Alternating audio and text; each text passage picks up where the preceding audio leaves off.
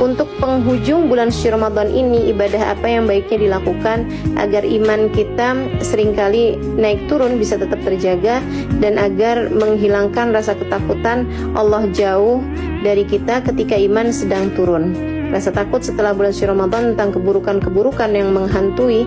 Cara terbaik yang bisa dilakukan seperti apa Ustazah agar bisa menghilangkan rasa itu? Jazakillah khair. Teman-teman sekalian saya muliakan, di bulan Ramadan ini alhamdulillah ya ada banyak kebaikan-kebaikan yang bisa kita lakukan, dan tentu saja kita berharap semoga di bulan-bulan sesudah bulan suci Ramadan kebaikan-kebaikan itu juga tidak begitu saja hilang dari kita, akan tetapi kita juga tetap dapat melanjutkannya dengan kebaikan-kebaikan yang kita lakukan di bulan suci Ramadan tersebut gitu. Nah, karenanya saya akan menyampaikan beberapa poin untuk kamu dapat melaksanakannya sesudah atau selama di bulan suci Ramadan ini, juga untuk kamu dapat melaksanakannya sesudahnya. Yang dapat kamu lakukan di sisa Ramadan kamu ini adalah memperbanyak niat baik, teman-teman. Niatlah agar kebaikan-kebaikan yang dapat kamu lakukan di bulan ini juga dapat terus kamu laksanakan untuk sesudah bulan suci Ramadan nanti gitu. Jadi itu adalah hal yang dapat kamu lakukan di sisa Ramadan ini gitu ya. Kenapa begitu? Karena bahkan pahala niat pun itu juga berlipat-lipat ganda gitu kan. Karena memang selama bulan Ramadan ini kebaikan berlipat-lipat ganda gitu. Karenanya niat sekalipun itu juga berlipat-lipat ganda gitu. Nah, seperti yang sering disampaikan bahwa di bulan suci Ramadan ini amal kebaikan berlipat ganda, bahkan hingga dari 70 hingga sampai ke 1000 kali lipat gitu. Nah, ketika kamu meniatkan kebaikan-kebaikan untuk sisa Ramadan atau sesudah Ramadan nanti, maka kamu pun juga akan berlipat-lipat ganda pahala niatnya. Misalnya niat untuk sesudah bulan suci Ramadan kamu tetap akan menjalankan sholat malam. Sholat malam seperti mana yang kamu lakukan selama bulan suci Ramadan ini dengan kamu melaksanakan sholat tarawih. Nah, di bulan sesudah bulan suci Ramadan tentu kamu tidak dapat lagi melaksanakan sholat tarawih, akan tetapi kamu tetap bisa melaksanakan atau tidak meninggalkan sholat witir yang juga kamu terbiasa untuk melakukannya selama bulan suci Ramadan gitu ya. Kamu bisa untuk tidak tidur kecuali setelah mengerjakan sholat witir misalnya. Atau selama bulan Ramadan ini kan kamu juga jadi lebih mudah untuk melaksanakan sholat dengan berjamaah. Coba juga niat bahwa nanti sesudah selesai bulan Ramadan saya juga tidak akan meninggalkan sholat dengan berjamaah. Karena kan sebagaimana yang kita tahu, sholat berjamaah itu pahalanya 27 kali lipat. Sholatul jamaah tafdhul sholatul fard bisaba' wa isyrina darajah. Sholat berjamaah itu 27 kali lipat dibandingkan dengan sholat biasa gitu. Nah, jadi anggaplah bulan Ramadan ini sebagai pelatihan. Sesudah Ramadan nanti kita tinggal melaksanakan apa yang akan kita laksanakan di sana dari kebiasaan-kebiasaan kita di bulan suci Ramadan, dan sebelum itu selama bulan Ramadan ini kita meniatkannya gitu. Kita meniatkannya yang pertama dengan tujuan, karena pahala niat sekalipun itu berlipat ganda teman-teman. Kita jangan sampai lewatkan kesempatan yang sisa hanya satu hari beberapa jam ini ya. Satu hari plus beberapa jam ini jangan sampai kita sia-siakan kesempatannya untuk memperbanyak niat-niat dengan niat-niatan yang baik-baik gitu ya. Kemudian alasan yang keduanya juga kenapa memperbanyak niat, karena man fatah ala nafsihi baban niyah fatahallahu lahu sab'ina bab min abwabit taufiq.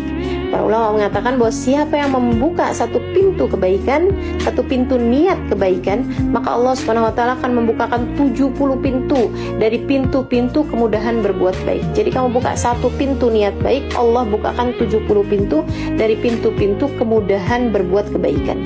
Nah, di bulan Ramadan yang seperti ini tentu rahmatnya Allah, karunia-Nya Allah, pemberian-pemberiannya Allah Subhanahu wa taala sangat banyak sekali. Juga istighfar para malaikat, doa-doa orang-orang soleh juga yang mendoakan kita sebagai orang-orang muslimin muslimat.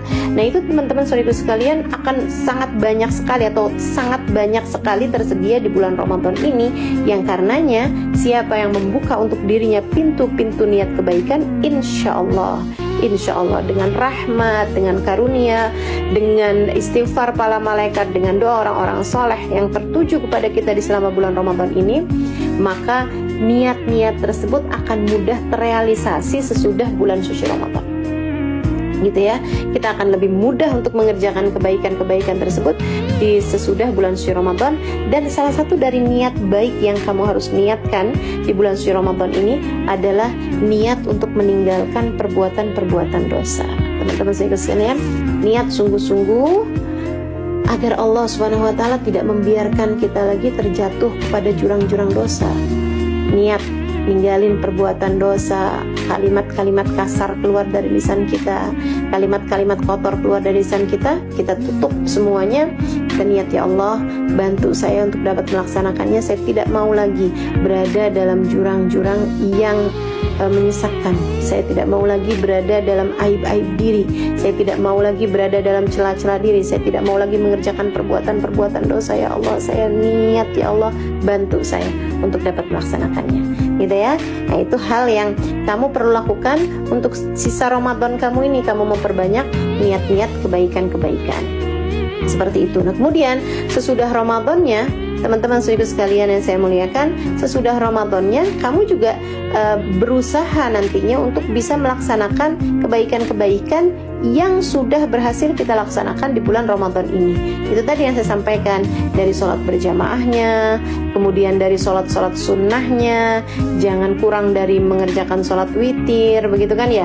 Kemudian pagi-pagi hari kita kerjakan sholat duha, kemudian qobliyahnya juga, qobliyah subuh, qobliyah duhur gitu ya, qobliyah isya gitu kan. Kita laksanakan semua qobliyah-qobliyah dan juga ba'diyah-ba'diyahnya sebagaimana yang telah kita laksanakan selama bulan Ramadan ini.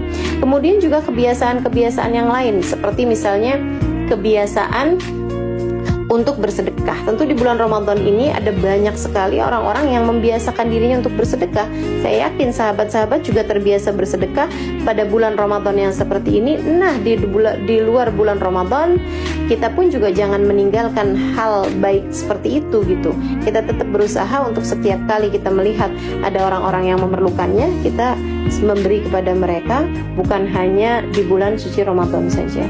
Kebiasaan yang lain di bulan suci Ramadan adalah, dan ini merupakan salah satu kebiasaan penting menurut saya ya, untuk tidak setiap laparmu kamu makan. Kita kan kalau di bulan Ramadan ini kan nggak setiap lapar kita makan dong. Tentu kita lapar di siang hari seperti ini, tapi kan kita nggak makan gitu. Nah, demikian pula sesudah bulan suci Ramadan, walaupun kamu tidak berpuasa secara misalnya kayak puasa-puasa sunnah atau apa, misalnya tidak sedang kamu laksanakan sekalipun, begitu ya, jangan lepas dari kebiasaan untuk belajar menahan lapar, teman-teman saudara sekalian. Nggak setiap lapar itu harus kamu kasih makan kok gitu. Katanya Nabi besar Muhammad SAW kepada Sayyidah Aisyah, ya Aisyah, dawami ala qurb ibabillah. Wahai Aisyah, terbiasalah atau sering-seringlah mengetuk-ngetuk pintu Allah Subhanahu wa taala. Terus-teruslah ngetuk-ngetuk pintu Allah. Sebab bagaimanapun kan kalau Allah diketuk-ketuk pintunya pasti akan membukakan juga gitu. Rahmatnya, hadiahnya, karunia-nya, pemberiannya, kebaikan hati, kehusyuan, salat, ibadah, ilmu, manfaat, begitu banyak pemberian-pemberian Allah Subhanahu wa taala yang Allah Subhanahu wa taala akan berikan. Nah, katanya Nabi Muhammad, terus-teruslah mengetuk-ketuk pintu Allah Subhanahu wa taala. Sayyidah Aisyah bertanya, "Bimadza ya Rasulullah?" Gimana caranya saya mengetuk-ketuk pintu Allah Subhanahu wa taala wahai Rasul? Nabi Muhammad menjawab, "Bilju", dengan lapar. Setiap kali kita lapar, kita sedang mengetuk-ngetuk pintu Allah Subhanahu wa taala, teman-teman saudara sekalian.